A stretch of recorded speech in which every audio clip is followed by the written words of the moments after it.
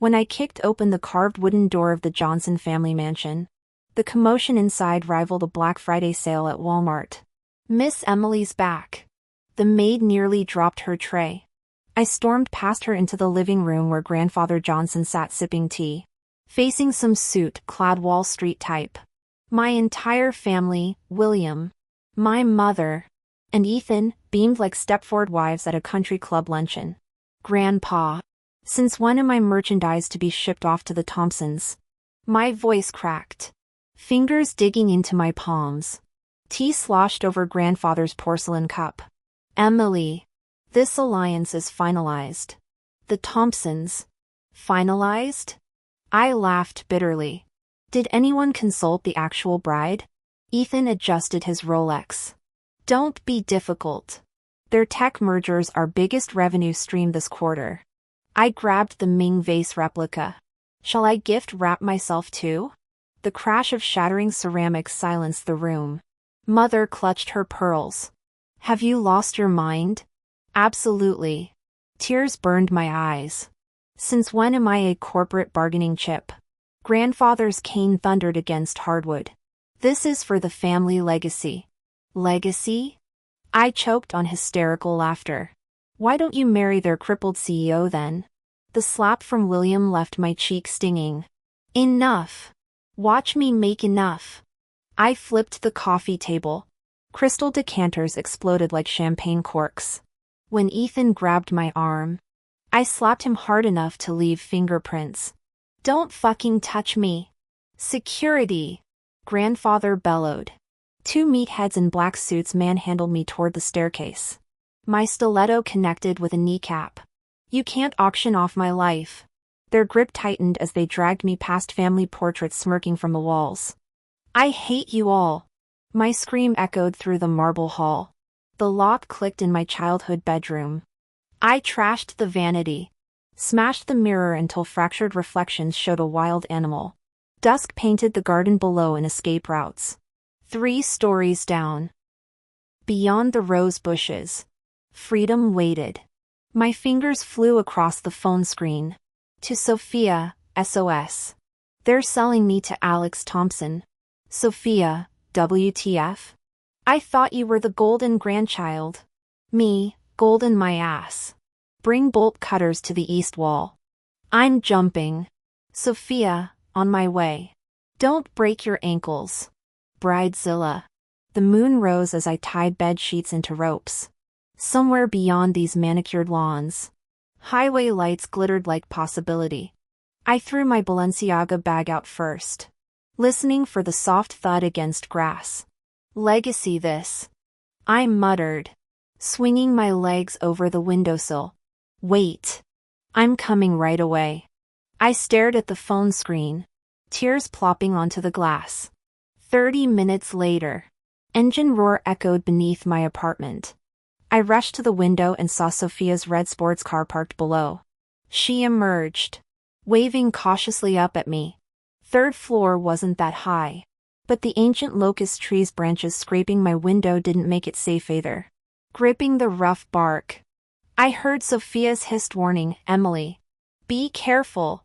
I kept descending without looking back. Thorns tearing my skirt and drawing blood on my calves. My legs nearly buckled upon hitting concrete. Are you insane? Sophia steadied me as we dove into her car. The Johnson family mansion shrank in the rearview mirror until the highway curve swallowed it whole. Where to? She asked. Anywhere. Just get me out of Riverbend City. Mountain winds howled through open windows as I buried my face in trembling hands. Sophia shoved tissues at me. What the hell happened? The Thompsons proposed an alliance. Grandfather accepted. My voice muffled against damp palms. You know Alex, the wheelchair guy. But he's supposed to be decent? Decent? I lifted bloodshot eyes. How do you think his first wife died? Sophia swerved. Wasn't it an accident? Bullshit accident. She jumped from their penthouse. Tires screeched as we fishtailed around a hairpin turn. The explosive bang came without warning. Sophia cursed. Inspecting shredded rubber. Blown tire. Pebbles crunched under my heels at the deserted overlook. Pine shadows seemed to breathe as icy gusts pierced my thin dress. Now what? Roadside assist. Signals crap here, I'll try the vista point. Sophia tossed her jacket at me. Stay put. Wait.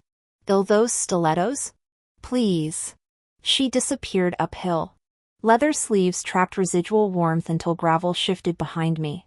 Two silhouettes materialized from darkness. Miss Johnson. Mr. William requests your return. I bolted uphill. Stones spilling from dislodged earth. The cliff edge materialized under moonlight, crumbling beneath my heels as the bodyguards closed in. Stay back. Don't make this difficult. Miss. Come closer and I jump. Wind whipped hair across my face like battle flags. Half my soul's hovering over void. The bodyguards finally stopped. The two men across exchanged a glance. Miss Emily. One spoke. Come back with us. The patriarch won't force you. Go back to marry that crippled Thompson heir? I snapped. Tears burning my eyes. I'd rather die. Miss Emily. Tell William. I cut him off, enunciating every syllable. I'll die before that wedding. I turned and leapt. Wind shredded their shouts.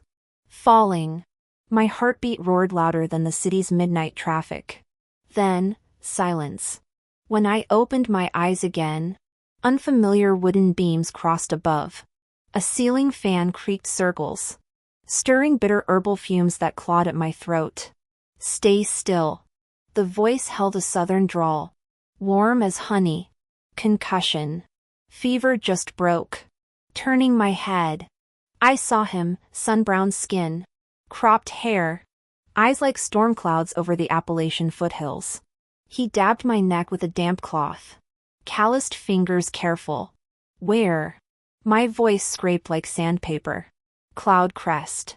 My home. He pressed a glass to my lips. Drink first. The water tasted faintly sweet. Honey. I realized. When the glass emptied, I managed. Who are you? His laugh rumbled deep. Your rescuer. Liam. I tried remembering. Nothing. 20 years erased like chalk from slate. The harder I grasped, the more my temples throbbed. Don't force it. He set the glass down. Doctor says selective amnesia. Could be days. Could be months. I squinted. You sure you're not trafficking me? He arched an eyebrow, gesturing at my clothes. Do traffickers dress their victims in organic cotton? Sew strawberry embroidery? The tiny fruit on my sleeve blurred. Tears fell hot and sudden. Liam sighed, blotting my face with tissue. Still got all your limbs. Haven't you? The sob came with hiccups. I don't even know my name. Start with mine then. Liam. He pulled a card from the drawer. Found this on you. Must have been before. The ID photo showed a girl with fox-like eyes and a smirk. My reflection in the window, swollen lids, tangled hair, looked nothing like her. Hungry? I nodded. He moved toward the kitchen, afternoon light outlining his frame. My face warmed watching the breeze lift his shirt hem. 3 months passed in Cloudcrest. Southern summers stretched endless here. By 5 a.m., sunlight dappled the magnolia outside my window. Cicadas sang until midnight. The old quarter measured 8 blocks but held multitudes, the dessert shop with persimmon pudding. Miss Grace's herbal tea stand. Mr. O'Connor's locksmith with its perpetually sleeping tabby. And the used bookstore advertising today's special, Steinbeck collection 50% off on its chalkboard.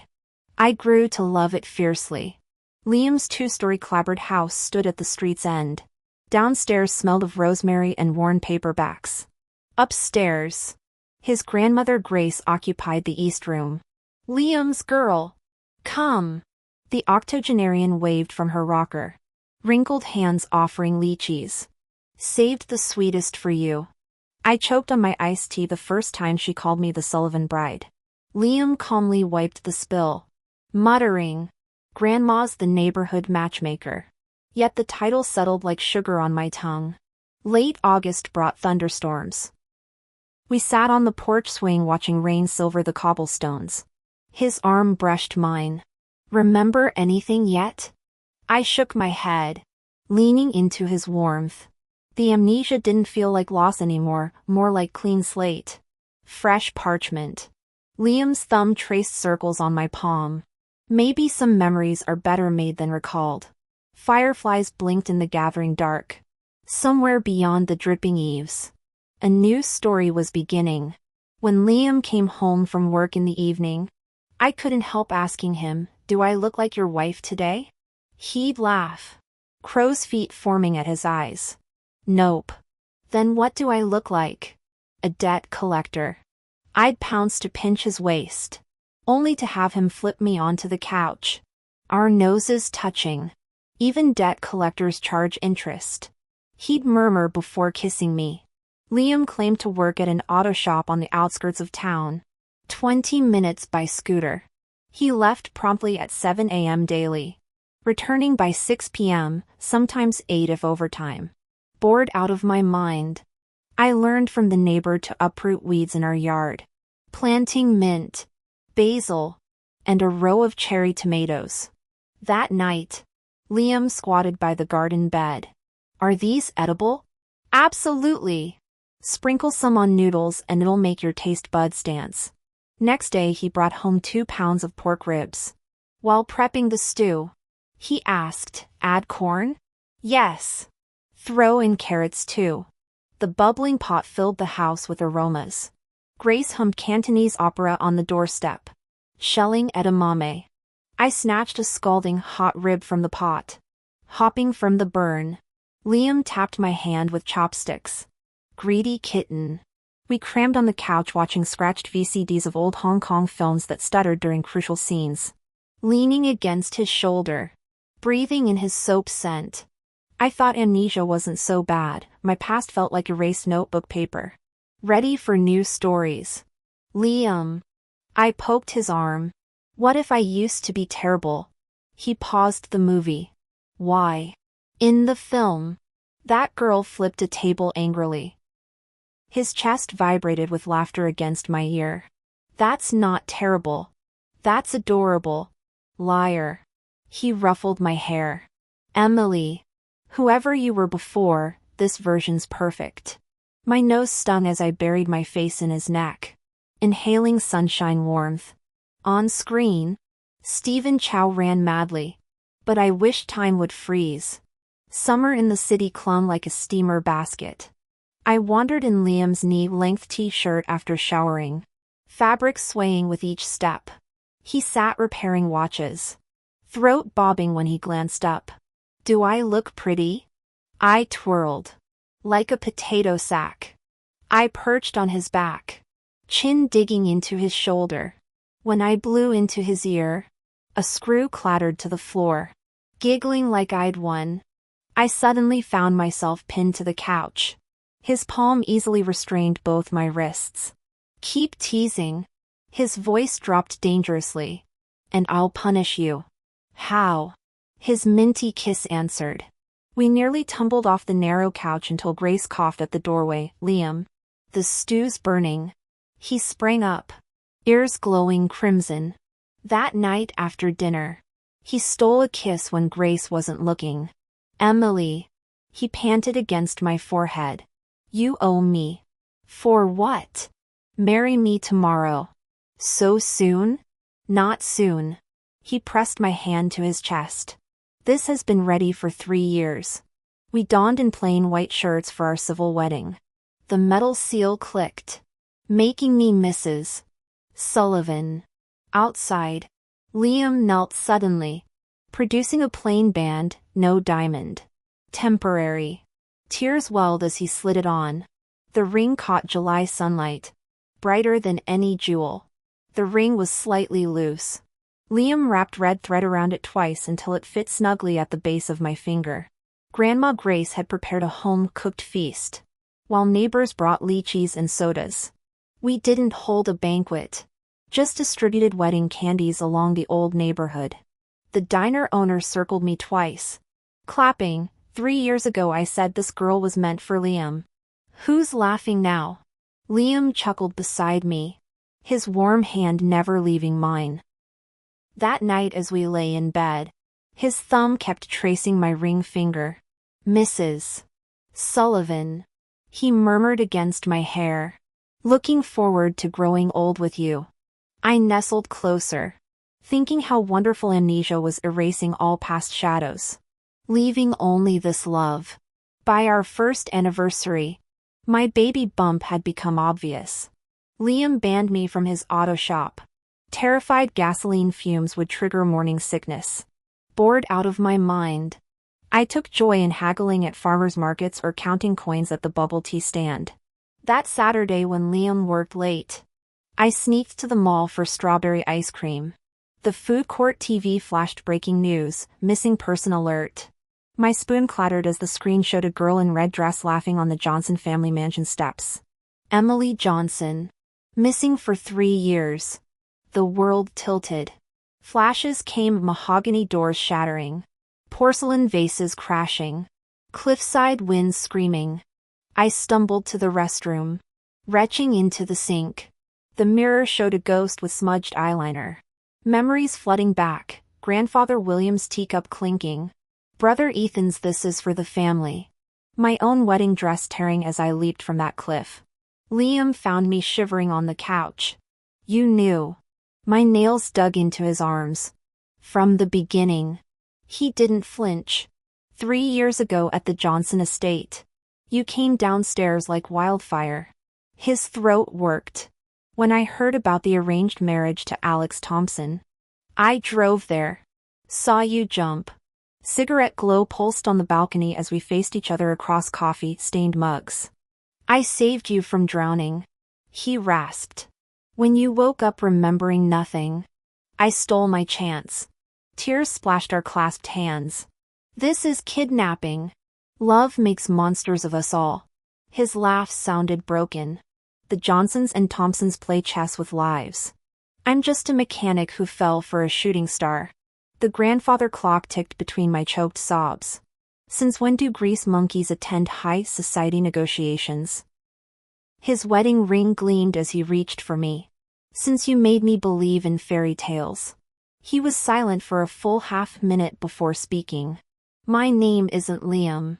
My full name is Liam Sullivan. The moment I heard Liam Sullivan, I froze. Liam Sullivan, the rising star in the automotive industry these past few years. He knelt before me, forehead pressed against my knee. Hate me if you must. But don't leave. My palm cracked across his face. He didn't flinch. The red imprint blooming instantly. Regret flooded me as I cradled his face. Kissing the mark. Does it hurt? He pressed my hand to his chest. This hurts more. We stayed awake all night. Curled against his heartbeat that thumped like endless apologies. I watched dawn stain the sky. My throat burned raw from crying. Eyes swollen like overripe peaches. Liam brought steaming porridge with chopped greens and shrimp. Eat. Then we'll go to the police station. For what? To revoke your missing person status. He blew on the spoonful. You're my wife now. Legally. Tears salted the porridge. Bitter on my tongue. Liam. I asked. Why did you choose Cloudcrest? He glanced up. When I came to negotiate with the Johnsons years ago, I overheard you say you loved this town. And this house. His fingers brushed the worn table. This is where I grew up. You abandoned your company for 3 years? I commute daily. He chuckled. But you said you worked at a repair shop. Auto repair. Automotive manufacturing. He scratched his neck sheepishly. Similar enough. I've been relocating headquarters here gradually. During my 6th month, the Thompsons and Johnsons came crashing in. Dragon Boat Festival aromas filled the air as Grace folded sticky rice dumplings. I nibbled candied dates when the gate exploded open. Victoria Thompson stormed in, Chanel suit clashing with our scrubbed concrete floor. Her nose wrinkled at my snack. Emily! You're eating this trash? None of your damn business.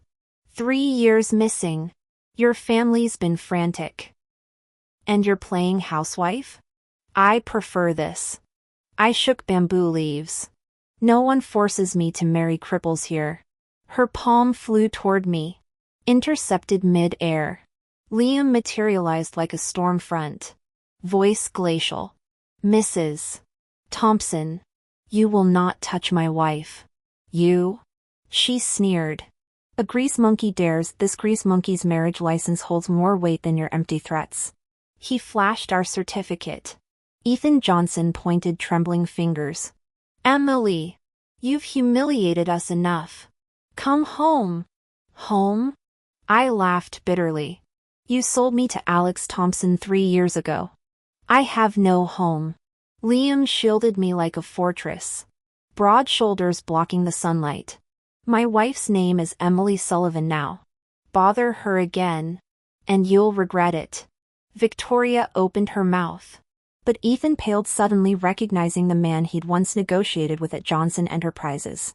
Mr. Sullivan. He stammered. You and my sister, are you blind? Victoria shrilled. This is some mechanic. Not enough. Liam's voice cracked like thunder. My relocation team arrives tomorrow. You're trespassing on Sullivan Automotive property. The color drained from Victoria's face as security escorted them out. I leaned against Liam, our baby kicking beneath his protective hand. For the first time in years, I breathed easy. Shut up. My brother Ethan turned around, roaring so fiercely that Mrs. Victoria froze on the spot. Can't blame him. The Johnson family had been declining for 3 years now. And even the Thompsons weren't what they used to be. Meanwhile, Liam's corporation had broken into the top 100 of the Fortune Global 500 this year. Ethan knew exactly where priorities lay.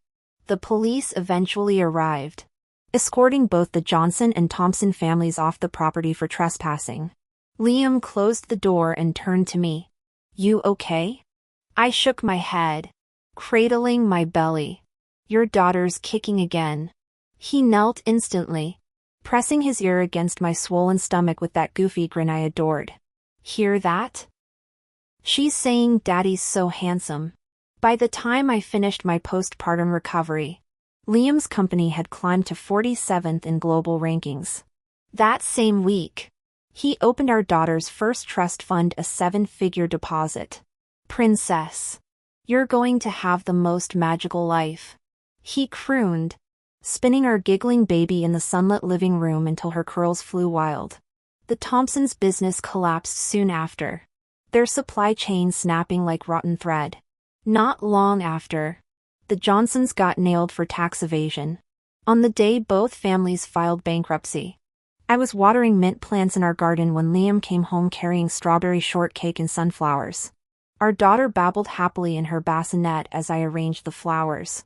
Liam, I suddenly asked, any regrets? About what?